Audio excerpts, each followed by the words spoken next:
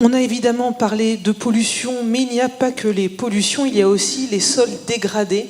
Et c'est le thème de la prochaine séquence, sols dégradés, comment retrouver des sols fonctionnels. Alors pour en parler, j'invite à me rejoindre Franck Marot de l'ADEME, du service friches urbaines et sites pollués, Mathieu Delannoy, ingénieur de recherche à l'Université de Lorraine, Geoffroy Serré, maître de conférence à l'Université de Lorraine, et Rémi Michael, responsable de l'équipe érosion au service eau et agriculture de la Chambre d'agriculture d'Alsace.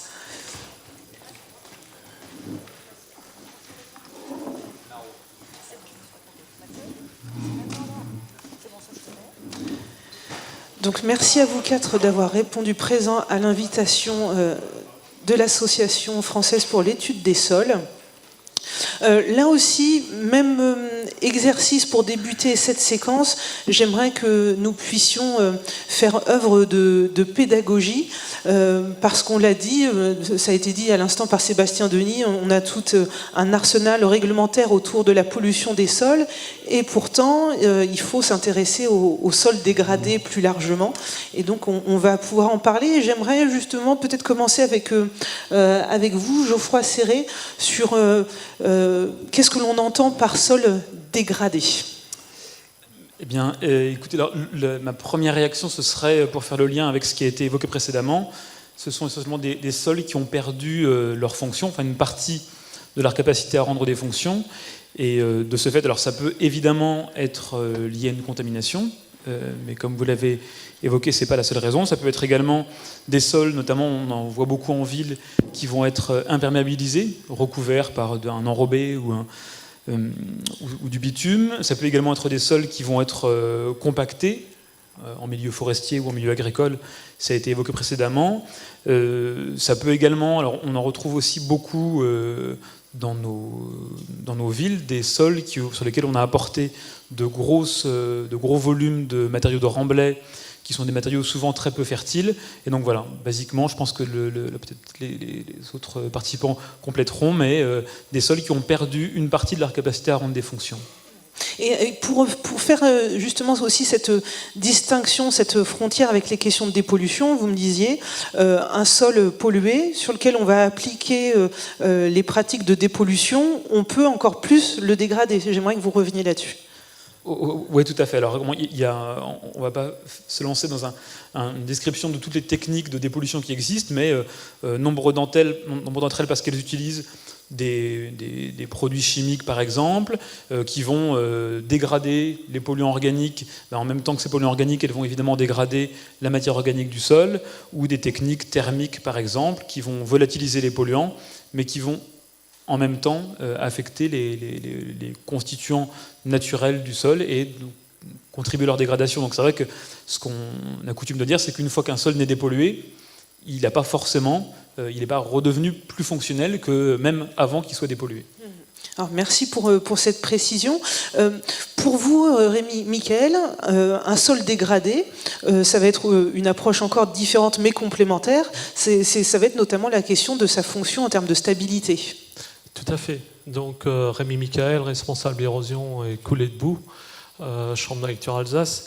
Effectivement, on peut avoir des situations où un sol se dégrade par rapport à un impact climatique, c'est-à-dire des orages importants au printemps, tels qu'on les connaît surtout en Alsace au mois de mai, sur un sol nu, donc qui n'est pas couvert. Et on peut avoir aussi un phénomène qui se rajoute à ce phénomène climatique, c'est-à-dire des pratiques agricoles, éventuellement, qui vont pas en faveur justement de la stabilité structurelle, à savoir des labours trop profonds, dilution de la matière organique, pas de résidus en surface, pas de couverture des sols. Et donc tous ces phénomènes qui font qu'au moindre orage, vous avez 20 mm, 30 mm d'eau qui tombe en l'espace d'une demi-heure, une heure. Ça fait un effet chasse d'eau. Et vous avez l'horizon supérieur, la bonne terre, la terre fertile, qu'on retrouve dans les ruisseaux, dans les rivières, dans les lotissements, chez les riverains, dans les caves. Et donc des gros soucis. Et sur le long terme, des soucis pour l'agriculteur, pour son sol, en termes de fertilité biologique, physique, au niveau du sol, et pour la collectivité, en termes de dégâts aux habitations, aux riverains, des conflits qui se mettent en place, et donc des situations quand même relativement tendues. Alors, c'est vrai que je ne l'ai pas précisé, vous êtes spécialiste notamment des cas de coulée de boue, donc on le comprend dans vos propos. Alors, quand on fait face à ce type de dégradation des sols, comment on inverse la tendance? Comment on revient à retrouver cette structure, cette stabilité structurale du sol? C'est ce sur quoi vous travaillez avec des groupes d'agriculteurs. Effectivement, donc aujourd'hui, l'agriculteur qui est devant sa parcelle, et quand il voit son sol partir, hein, donc son capital, il cherche des solutions. Il cherche des solutions qui ne sont pas simples, parce que c'est se remettre en cause ses pratiques, son système économique, parce que souvent, par exemple en Alsace, on est souvent basé sur des monocultures de maïs, enfin des maïs pendant 4-5 années, et puis une céréale d'hiver, et après on repart, quoi.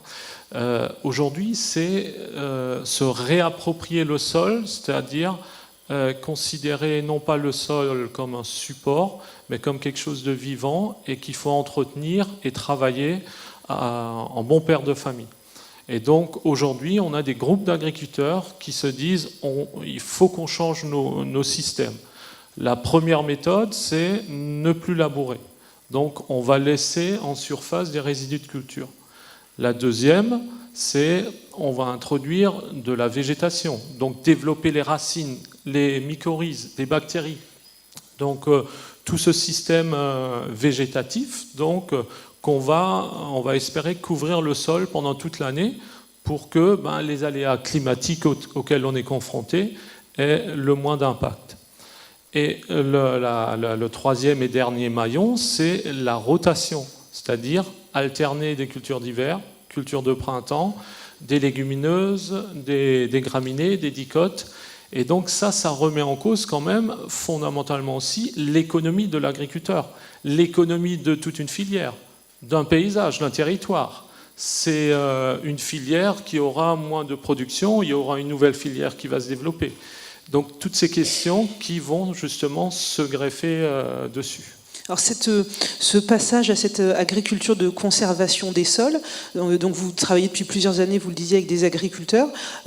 En termes de, est-ce que après avoir expérimenté ça, il y a un retour en arrière ou il y a une véritable appropriation et un essaimage de ce type de pratique et de prise de conscience?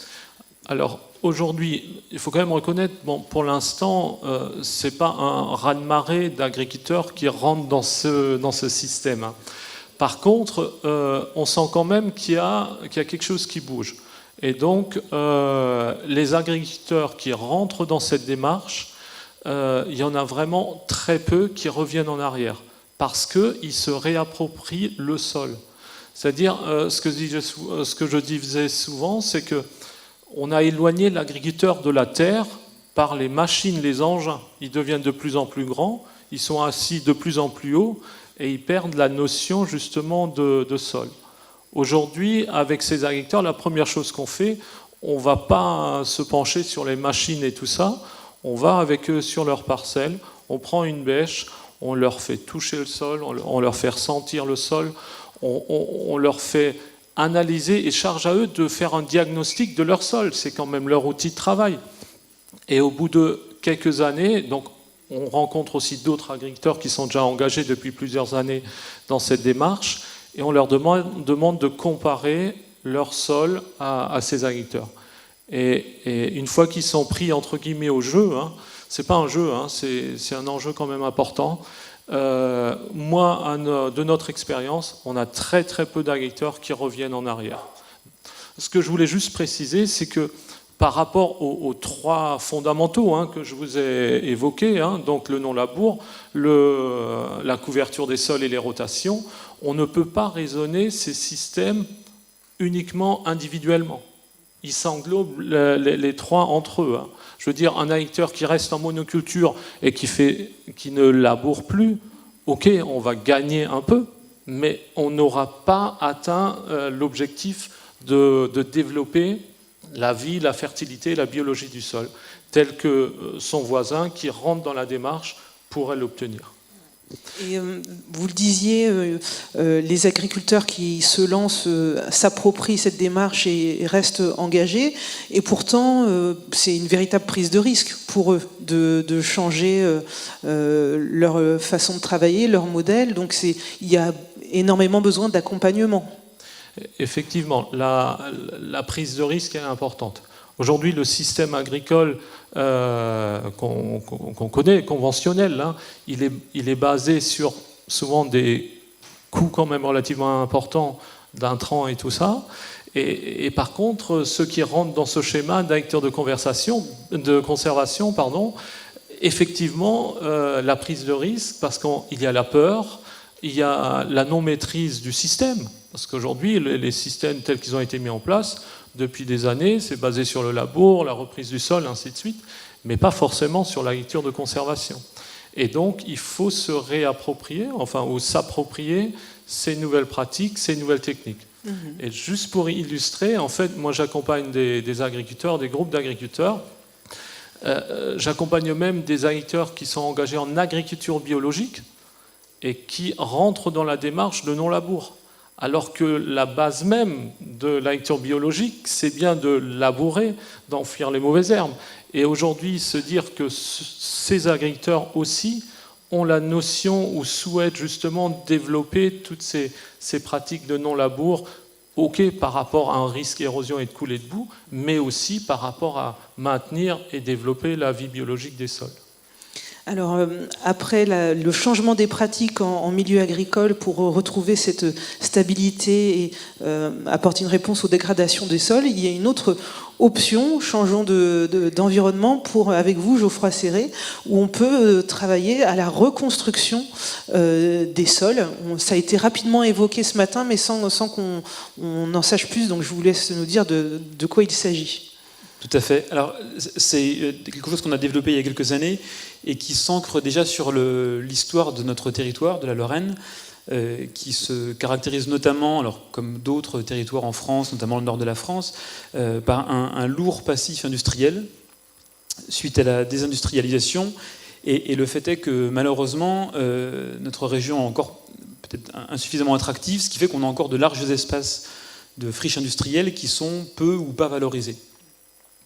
Et donc le principe de ce projet qu'on avait initié en 2003-2004, c'était quelque part de mimer des pratiques qui ont lieu pour revégétaliser des friches, mais également même dans l'espace urbain, qui consiste à utiliser de la terre végétale, issue du décapage de parcelles agricoles qu'on utilise pour aménager des lotissements par exemple, et utiliser cette ressource noble pour végétaliser des sites de friches. Là où nous on a réfléchi, si on s'est dit est-ce qu'on ne peut pas faire mieux, en se basant notamment sur des principes un peu d'économie circulaire, en revalorisant des déchets et sous-produits insuffisamment recyclés ou valorisés. Et c'est ainsi, j'accélère un peu sur l'histoire, que récemment dans le cadre du projet L'Or Vert, nous avons réhabilité pratiquement 3 hectares d'une friche d'une ancienne coquerie dans le nord du département de la Meurthe-et-Moselle, en recyclant des sédiments de curage de canaux, des sous-produits de papeterie, des terres dépolluées et des composts de bouts de station d'épuration pour reconstruire des sols. Donc alors, ça a représenté un travail assez colossal. On a eu recours à plusieurs dizaines de milliers de tonnes de matériaux. Et puis donc, on a reconstruit à peu près 1 mètre d'épaisseur de sol sur une friche industrielle qui était en l'état plus fortement contaminé, mais qui était encore très très peu fertile. Et donc sur ce sol reconstruit, on a pu cultiver. Alors la première année, on a fait du chanvre pour produire des fibres qui a été utilisées par une entreprise vosgienne pour faire des matériaux composites. Et puis cette année, on a produit du triticale, donc un croisement entre une céréale. Et en gros, alors, je ne sais pas si on voit sur l'image, voilà, on voit que ça a poussé relativement bien. On a même atteint des rendements qui étaient comparables à ce qu'on peut obtenir sur des sols agricoles, et avec une biomasse de bonne qualité, à la fois en termes de teneur en polluants, parce qu'on avait choisi que des déchets très peu contaminés, et même en termes de propriétés utilisables pour l'alimentation animale par exemple, ou pour la fibre en particulier. Alors ce qui est important de dire, c'est que déjà si vous ne connaissez pas le projet L'Or Vert, il suffit d'aller sur lorvert.org pour retrouver un certain nombre de détails. Ce qui est intéressant de dire aussi dans cette démarche, c'est que c'est un consortium qui associe entreprises et laboratoires de recherche, parce que là, on pourrait se dire, mais il nous parle de déchets, de sols contaminés. Ok, une production de biomasse non alimentaire, elle est à vocation industrielle, mais quid peut-être de concentration qui pourrait ensuite se retrouver ailleurs. Donc il y a un véritable suivi qui croise industrie-recherche. Tout à fait. Alors, ça me donne l'occasion de dire que le projet L'Or Vert se construit vraiment pour établir de nouvelles filières, donc en associant à la fois des propriétaires de délaissés fonciers, dont l'établissement public foncier de Lorraine, et des industriels comme ArcelorMittal, des producteurs de déchets comme CITA, France Déchets, donc des entreprises qui nous ont aidés, qui nous ont accompagnés pour mettre en place les sols, et puis dans la filière aval, des entreprises qui ont valorisé la biomasse pour faire de l'énergie ou pour faire des fibres et qui ont utilisé cette matière première ensuite. Et en effet, à toutes les étapes du procédé, comme vous l'avez évoqué, on a tracé la qualité de cette biomasse pour suivre la chaîne des polluants, qui était assez limitée dans le système, mais pour garantir l'innocuité sanitaire, évidemment, et surtout vérifier que cette biomasse était apte à être utilisée dans les filières existantes. Et est-ce que cette expérience, aujourd'hui, elle en est au stade où on peut dire, sur ce type de méthode, pour les friches industrielles, on peut essaimer, dupliquer ce type de dispositif ? Tout à fait. Alors, on en parlait. Alors, ce qui est marrant, c'est que depuis qu'on a initié ces travaux, donc il y a pratiquement une quinzaine d'années, on a vu, et c'est très bien, alors ça reste timide, mais un développement de ce type de pratiques, de procédés. Il y a plusieurs entreprises qui ont éclos en France et qui proposent désormais ce type de prestations. Alors peut-être pas en allant aussi loin que ce qu'on a fait, mais notamment, alors, à titre d'exemple, il y a une entreprise qui a proposé de valoriser une partie des matériaux excavés lors de la réalisation des travaux de creusement du métro, une nouvelle ligne de métro autour du Grand Paris. Il y a une partie des matériaux excavés qui va être valorisée par ce type d'approche. Aujourd'hui, parce qu'on parlait du levier de la réglementation, alors c'était sur une autre question, mais la réglementation, elle est suffisamment mûre pour accompagner et bien encadrer ces solutions de reconstruction de sol ? Alors c'est le petit bémol, voilà.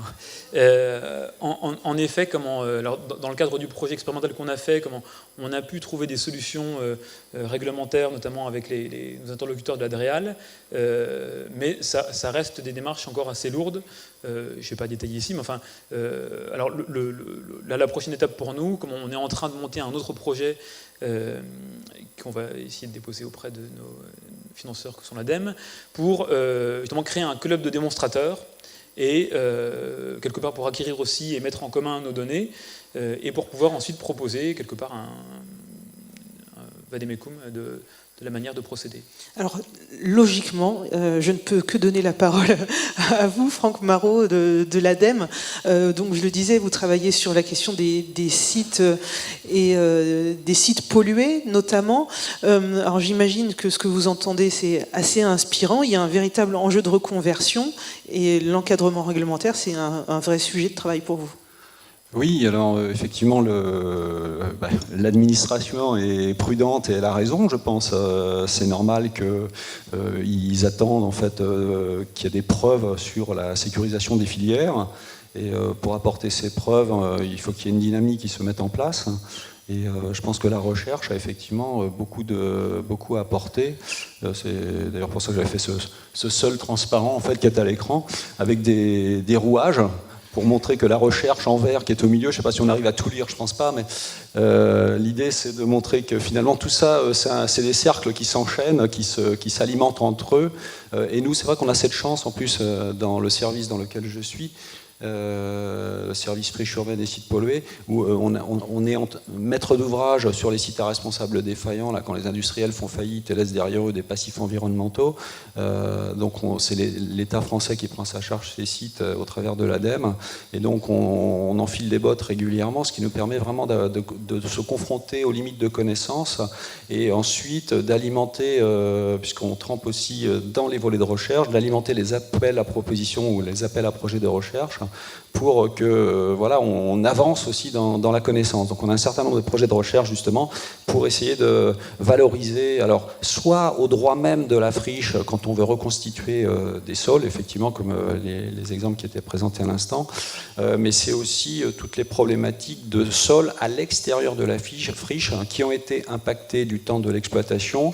Et sur certains sites, ça concerne des centaines d'hectares. Il y a des dizaines d'agriculteurs qui sont concernés, enfin quand je dis des dizaines, on peut parler de centaines même, de fermes qui sont concernés, ils ne peuvent plus exploiter ou alors ils exploitent et puis finalement c'est l'État français qui les indemnise quand leur production est déclassée. Voilà, donc on sent bien qu'il y a besoin, ça ne peut pas durer longtemps, quoi. Donc il faut trouver des solutions alternatives et c'est pour ça qu'il y a des projets de recherche justement pour voilà, essayer de voir qu'est-ce qu'on peut produire sur ces sols. En gros, c'est faire avec, parce qu'effectivement, au niveau de la friche, c'est pas le sujet, mais la question, c'est des actions de traitement, traiter des sources, traiter des pollutions concentrées, ça d'accord, mais après, tout ce qui est pollution diffuse, dispersée, les impacts qu'il peut y avoir à l'extérieur du site, pollution, ce qu'on peut aussi parler de pollution résiduelle après une opération de traitement, il faut bien trouver des solutions, et la solution, ça peut être de faire avec, hein, donc faire avec, ça veut dire faire autrement, qu'est-ce qu'on peut produire, plutôt que de faire de la production alimentaire, par exemple, si on déclasse les produits à chaque fois ou régulièrement, il y a peut-être d'autres solutions, donc il y a tout un tas de projets avec de la production de biomasse énergétique, production de fibres de bois, j'ai entendu fibres de lin, il y a aussi un projet avec les orties, enfin il y a tout un tas de choses, là, c'est fructueux, il y a des huiles essentielles, etc. J'ai envie de dire le pire des cas, c'est quand on met du photovoltaïque sur les terrains, même si je ne devrais pas dire ça à l'ADEME, mais bon, c'est quand même c'est un peu plus triste. Sur un toit, c'est bien, mais sur un terrain, c'est quand même un peu dommage. Voilà. Et justement, le fil conducteur pour vous depuis la fenêtre de l'ADEME, quand vous êtes face à ces cas de sol dégradé, et là, pollué en l'occurrence, ça va être d'utiliser le principe de précaution, qui est votre feuille de route, et de travailler sur une évaluation du risque en différentes étapes pour pouvoir faire la mesure des actions à entreprendre dans le premier cercle et dans le cercle élargi. Voilà, donc effectivement, quand on en revient, alors l'usage agricole, il peut y avoir effectivement des valeurs réglementaires pour gérer des productions et les classer ou déclasser. Par exemple, je pense aux terrains beaucoup plus petits, typiquement les jardins ouvriers, les jardins potagers, etc., où parfois, on a même des sites où l'industriel avait mis à disposition de ses salariés des jardins ouvriers, en fait, et donc ils ont perdu leur job parce que l'industriel a fait faillite, et puis quand on fait le diagnostic, on s'aperçoit que les jardins sont impactés, et donc il va falloir aussi qu'ils arrêtent de cultiver leurs plantes, ou en tout cas qu'ils arrêtent de les consommer. Donc il y a des préjudices, c'est de vrais drames, des situations dramatiques au niveau social.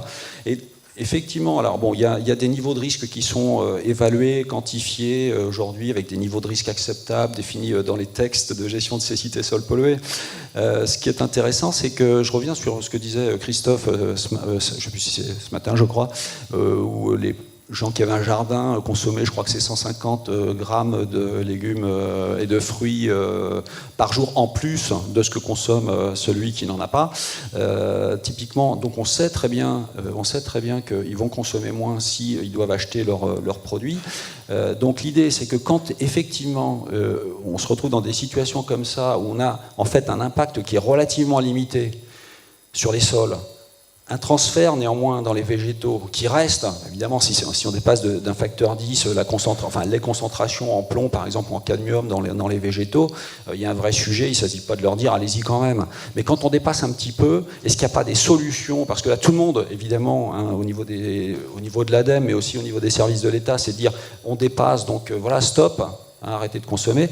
Est-ce qu'il n'y a pas d'autres solutions pour justement essayer de bloquer ces transferts, d'accompagner ça avec, je sais pas, donc on a des projets de recherche là-dessus aussi, pour bloquer ces transferts, accompagner évidemment avec de la surveillance pour sécuriser un peu l'affaire, et puis permettre aux gens de continuer à consommer leurs plantes avec un bol alimentaire qui est plus riche en légumes et fruits Voilà, et donc ça peut être que bénéfique. Et c'est vrai que juste un dernier point sur ce truc-là, il y a eu, comme Sébastien est là aussi, il y a eu Santé publique France qui a publié le bulletin épidémiologique hebdomadaire là, du mois de juin 2018, où il y a eu en fait une grande enquête donc, qui a été menée aussi avec plusieurs partenaires, dont le CIRC, pour identifier en fait l'origine des cancers dans la population française des plus de 30 ans.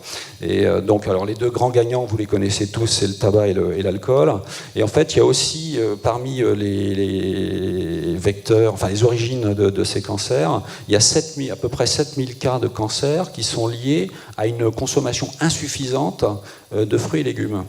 Donc c'est intéressant parce que ça veut dire que quand on gère un niveau de risque, par exemple à 10-5 pour des effets cancérigènes, 10-5, quand on ramène les 7000 cas aux 42 millions, je crois, de personnes de plus de 30 ans en France, on arrive à 10-4, c'est-à-dire qu'on a déjà un niveau de risque qui est 10 fois plus important que notre niveau de risque qui est évidemment très haut. Donc le bénéfice, le coût-bénéfice de tout ça, y compris sur le plan sanitaire, il est vraiment discutable, quoi. Ouais, donc vous aurez peut-être des questions là-dessus. Dans quelques instants, je me tourne vers vous. Vous avez évoqué la question du transfert de polluants. Avec vous, Mathieu Delannoy, on va se réintéresser à la chlordécone. On en a parlé ce matin. Donc je le rappelle, une molécule dans un insecticide largement utilisée en Guadeloupe et en Martinique jusqu'en 1993, en incluant les 3 années de dérogation, retrouvées dans des captages. Et donc aujourd'hui, vous, avec vos collègues chercheurs, vous travaillez sur comment justement on va pouvoir restaurer et limiter justement ces transferts et bloquer cela. Donc j'ai envie que vous nous disiez, il y a notamment trois chemins sur lesquels vous travaillez. Oui, donc la chlordécone, elle touche 25% de la surface agricole utile et elle va être présente pendant quelques dizaines, voire centaines d'années en fait dans le sol entier. Donc c'est restaurer, mais c'est aussi faire avec, histoire de toujours avoir une production locale qui soit de qualité et qu'il y ait une sécurité sanitaire, que ce soit tant en termes de quantité que de qualité, donc là plutôt chimique. Donc dans le cadre du projet INSICA, qui est un projet que nous coordonnons à l'Université de Lorraine, et qui a aussi des partenaires donc antillais locaux, on étudie 3 stratégies différentes pour justement faire avec ces sols dégradés et produire toujours des denrées d'origine animale sur ces sols. Donc nous avons différentes voies. On a l'adaptation de pratique. Pourquoi ? Parce que l'animal, lorsqu'il est sur ce type de sol, va être amené, lors du pâturage, à ingérer du sol en nature. Et on sait que la chlordécone, à l'intérieur de ce sol, va être totalement transmise à l'animal, totalement transférée à l'animal, car on sait qu'elle est biodisponible. Donc, ce type d'adaptation passe par l'identification des pratiques d'élevage sur zone et voir quels sont les déterminants, quelles sont les caractéristiques qui influent sur la quantité de sol ingérée par ces animaux. La deuxième portion, c'est de savoir, finalement, l'animal il va être contaminé, mais est-ce que lui, par ses processus métaboliques, par les voies en fait, naturelles d'élimination, il ne va pas être capable de se décontaminer et de faire en sorte que les denrées issues en fait, de cet animal-là soient toujours saines à manger. Donc là, c'est la deuxième voie. Et la troisième, c'est de jouer directement sur le sol et de limiter le caractère transférable de la chlordécone à l'animal en amendant le sol par des matrices qui vont retenir le chlordécone et faire en sorte que durant les processus digestifs, il ne soit pas biodisponible. Alors sur cette solution du piégeage, on va dire, de la chlordécone, donc vous utilisez notamment l'étude porte sur des charbons actifs. C'est une solution qui aujourd'hui est en phase labo, oui, et qui va être expérimentée sur le terrain dans l'avenir. Peut-être, oui, certainement. Peut-être. enfin, dans le cadre de ce projet, on l'espère, on utilise effectivement des matrices hautement carbonées, que ce soit du charbon actif ou du biocharme. En fait, ces matrices-là, donc, c'est issu d'une pyrolyse, d'une matrice végétale, avec ou pas de traitement d'activation. On a des résultats sur le...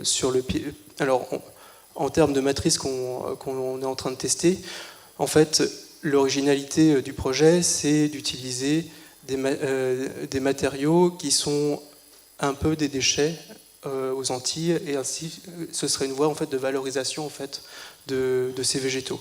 Alors, c'est la sargasse, qui est une algue donc, qui est invasive, qu'on entend beaucoup parler aux Antilles, dans le contexte antillais, et également la noix de coco verte, donc la coque de noix de coco, qui est extrêmement fibreuse, qu'on utilise aussi pour faire ce type de charbon.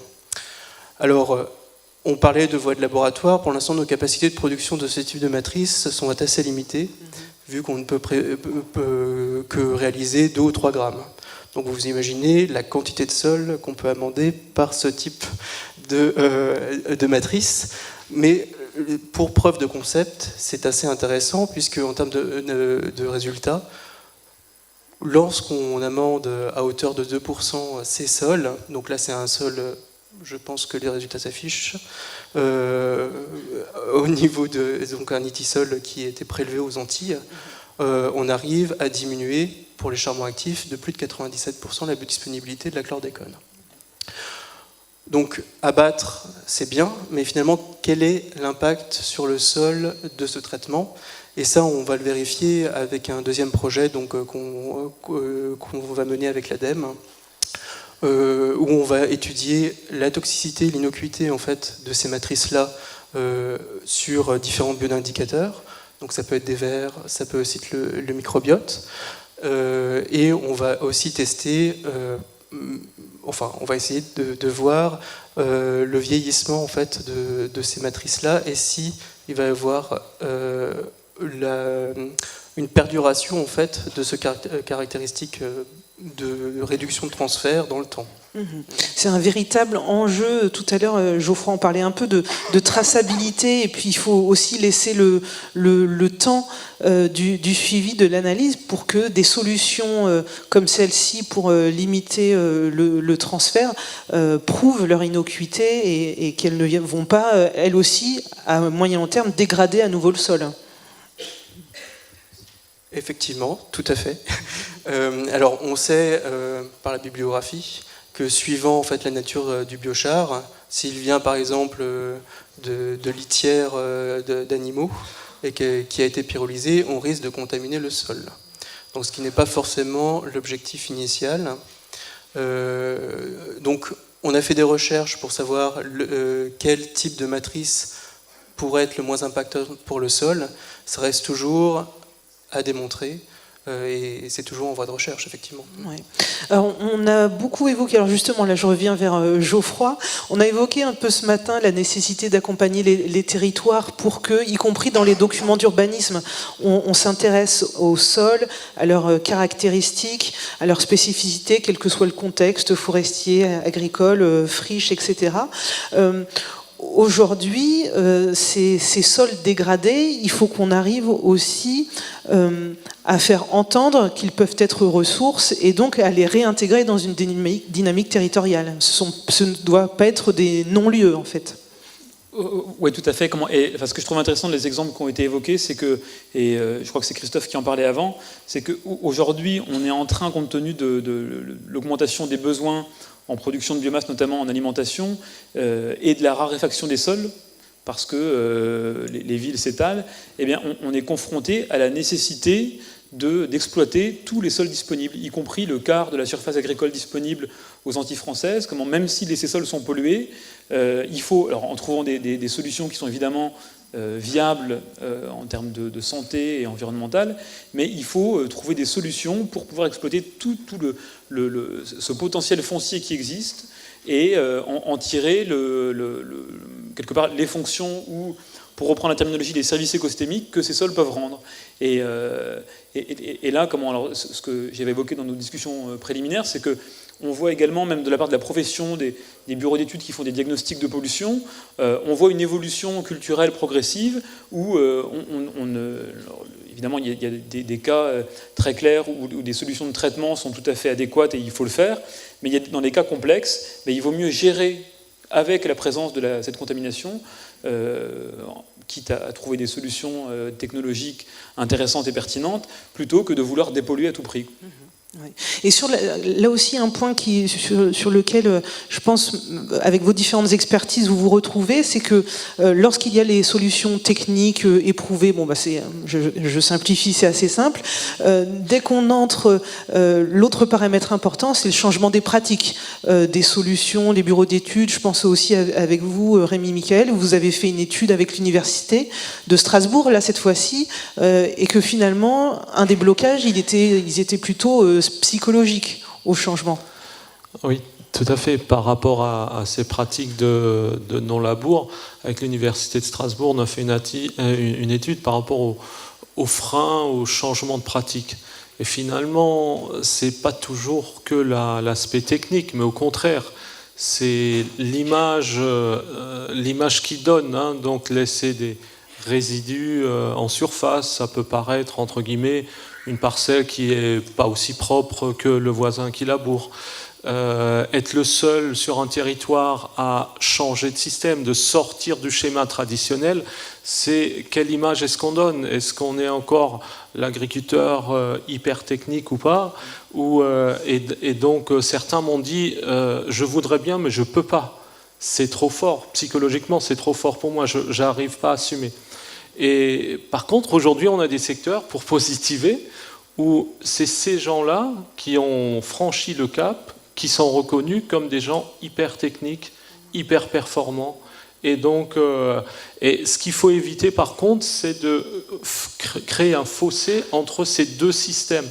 Parce que certains vont avoir l'impression que c'est trop compliqué ou trop avant-gardiste, et les autres, ils vont se réfugier dans leur pratique ancestrale en disant c'est comme ça que j'ai appris et je ne changerai pas. Avec vous, Mathieu ou Franck, là aussi, point de convergence, c'est que lorsque l'on travaille sur des sols dégradés, pollués ou contaminés, il y a répondre à cette dégradation, c'est aussi travailler avec les populations. Les riverains, avec des enjeux de transparence, d'explication, de pédagogie, ça fait aussi partie de votre travail.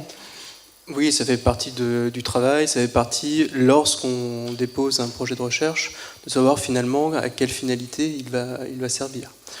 Donc, en fait, dans le cadre du projet INSICA, on a eu l'occasion de communiquer donc, auprès des éleveurs sur nos avancées, et d'aussi leur montrer qu'on peut les accompagner, notamment dans un certain contexte de changement.